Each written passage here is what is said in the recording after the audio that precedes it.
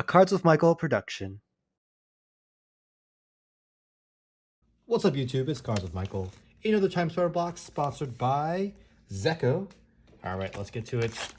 These Belgian boxes are the ones that I'm going to be opening for the first couple of videos. I think we can go with some US boxes as well.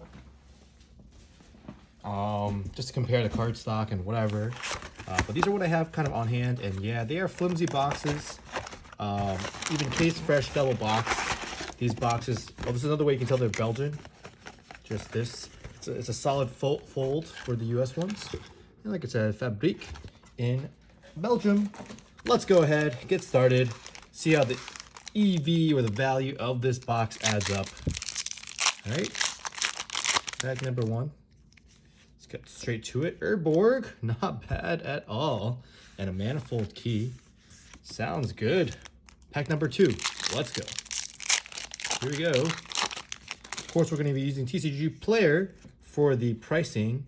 We have an Akroma's Memorial, not bad. Nice little mythic action. And a Dismember, one of the more valuable non-foil old bordered cards. Note that the supply of the old bordered cards are all going to be the same. They're all printed on the same print sheet. 121 cards possible, Young Peasy. And our first foil is a Gem Hide Sliver. Oops. All right, let me just make sure that doesn't happen again by moving them play mat a little. And move the cards to the side. All right, let's keep going. Coming into pack number four. You know, I think that Time Spiral is definitely going to get reprinted. I keep getting asked questions to that regard. And I'm like, look, like, there's no, like, Magic doesn't have, ooh, a little foil here, Storm Entity. Magic doesn't have a strict policy where they don't reprint things. So in lieu of that, everything will get reprinted. There's just no reason that they won't get reprinted. A little Cloud Key action here. Thrabin Inspector and a foil Fungus Sliver. So in the long term, if you're looking for this product and you don't want to pay the prices that are kind of right now, you know, it's always possible that you can pick up a deal.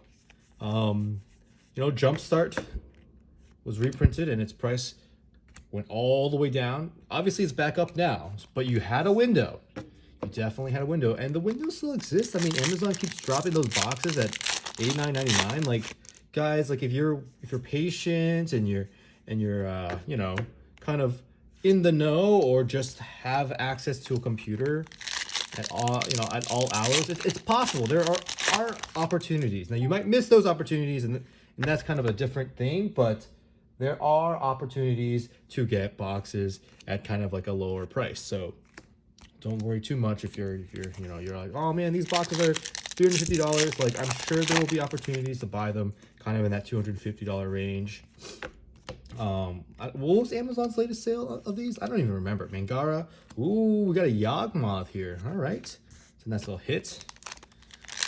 I do think that, you know, realistically, you got to understand that there's a certain price. I think the EV of these is in that $280 range. If you are looking for these and it dips a little bit lower than that, you're going to have to be, you know, pretty vigilant, because there are people that are going to be opening these and just, you know, selling the singles to recoup back a lot of the value.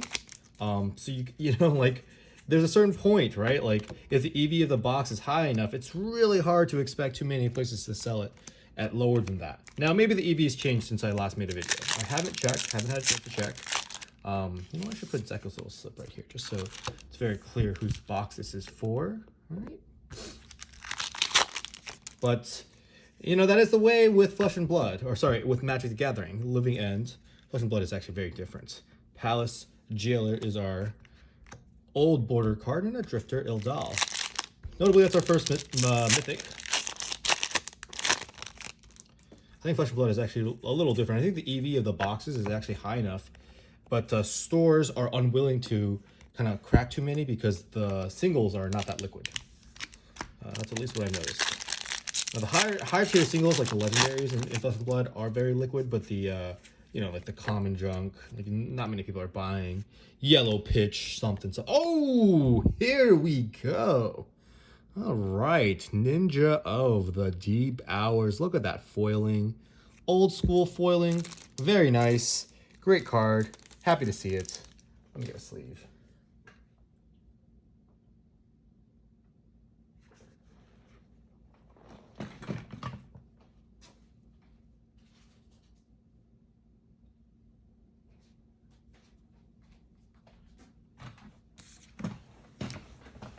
All right, we're back. Nice little sleeve for this Ninja of the Deep Hours. All right, I'll put the Yagmoth back in the pile. It's okay. On to the next pack. What else can I say about Time Spiral Remastered? Have you guys had a chance to draft this yet? I had an opportunity to draft it for the first time this weekend, and it was very fun. The archetypes are really interesting though. Like I actually played a storm deck, sort of storm deck. It was like a red-black stormy deck that I played the Empty the Warrens. I played the Ignis card actually, creating Ignis to try to storm off with Empty the Warrens. My advice to people who try to do that is you need a lot of mountain in your deck. It's actually not a bad combo because what happens is, ooh, a little Greater Gargadon, Flicker Wisp, and we got a Foil Bewilder. Every single red source is one extra storm count for Empty the Warrens, and you can empty quite a large empty pretty early into the game, especially if you have one or two pieces of mana fixing or mana rocks. Yeah, it's not that bad.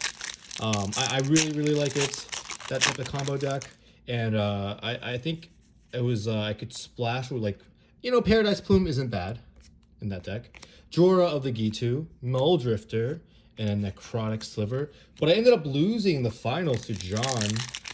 He was playing the Vanishing. Let me see if I can find that copy of card. Ew, oh, perfect. He was playing Reality Acid and ways to bounce it. And it was just really powerful. He had 3 copies of Reality Acid because no one else was taking Reality Acid. We have Ith, Harvester of Souls. All right. It's a blue-white deck, so I think you can also play Lost Automancers to get your Reality Acid. And just a really powerful deck. If I see the other components that are in the deck, then I'll also mention them. Let's see. Nope, nothing in this pack. Hivestone is our rare. Contagion Clasp is our old border card. It's just a powerful way of you know, really getting rid of permanents. Nope. Here we go. Pact of the Titan, Mortify, and we got a foil Dead and Gone. All right. On to the next pack. Here we go.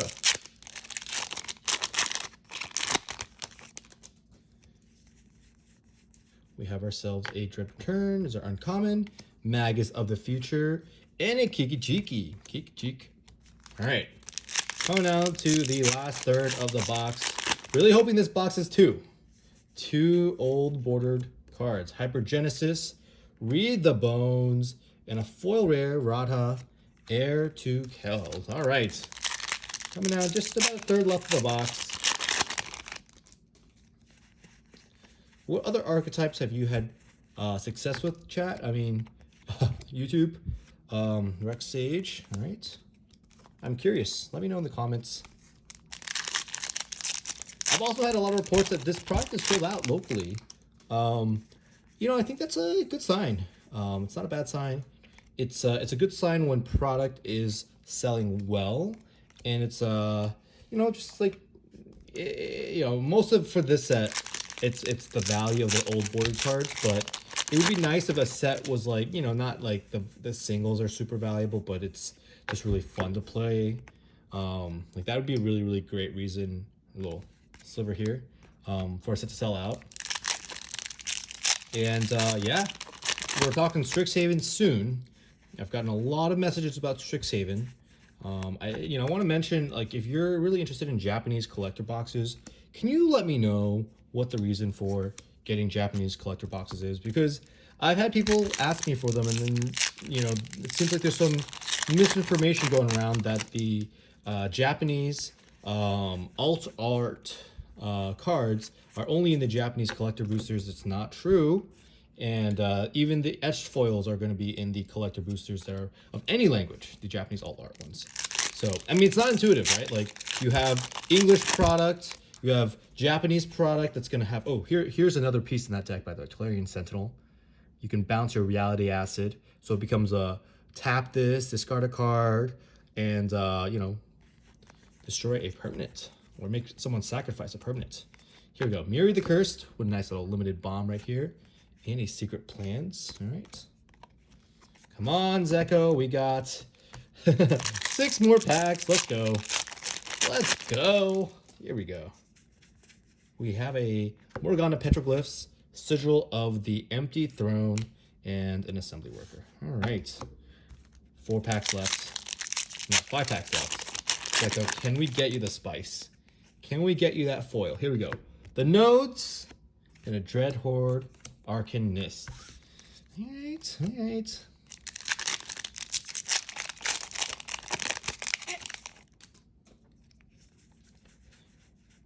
Walk the Aeons. Is there foil? No foil.